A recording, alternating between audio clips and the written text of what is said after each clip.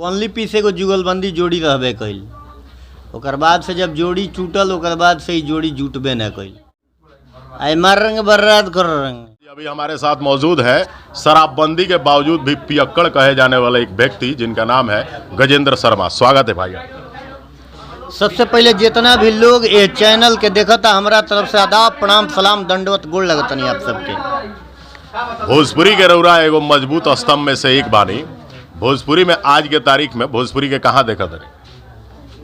भोजपुरी के सबसे पहले कहल गइल बा कि पूरे हिंदुस्तान में जितना भी भाषा बा सब भाषा में मीठ रसदार भाषा भोजपुरी है। जैसे कहल गइल बा कि भाषा भोजपुरी एकर समझल है जरूरी। रेशम के नूरी जैसे सुहागन के चूरी वैसे शोभेला हमार भाषा भोजपुरी। न्याय गति लीन है लगही परमीन है साँच मानी त हिंदी के मझली बहिन है। जहाँ ले बनेला भोज में पूरी हो जिले शोभेला भाषा भोजपुरी। भोजपुरी में राउर एगो अलग नाम बा गजेंद्र शर्मा जी। और आगे का कुछ करे जा रहा बा? आगे अब कद देखते बानी लंबाई चौड़ाई सामने बा। आइसर के इंजन ह जितना टाली में लोड होई उतने नु खींची। गजेंद्र शर्मा जी राउर एगो बड़ा ही फेमस डायलॉग रहे जौना के आज भी लोग याद रखेला।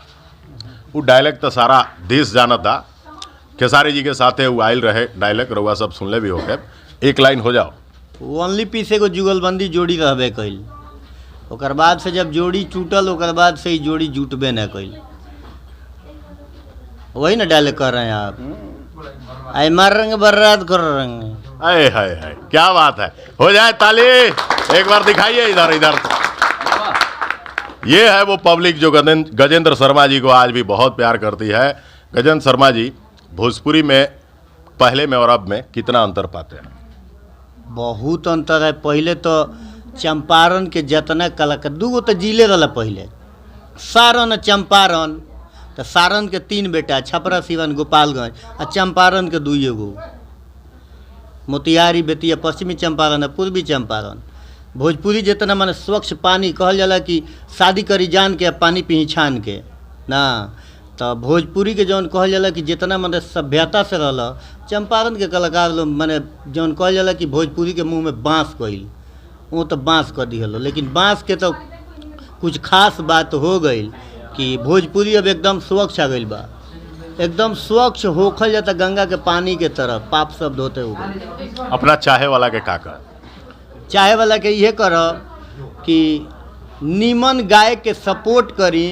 नीमन जब शब्द के उच्चारण करता व्याख्या करता ओकरा के सपोर्ट करी जा। पब्लिक जितना लोग बात श्रोतागण भोजपुरी के चाहे वाला जाने वाला जितना भी कलाकार बड़े जे अच्छा लगता ओकरा के दिल से धन्यवाद करी सपोर्ट करी वोट करी और विरोधी के दिल पर चोट करी।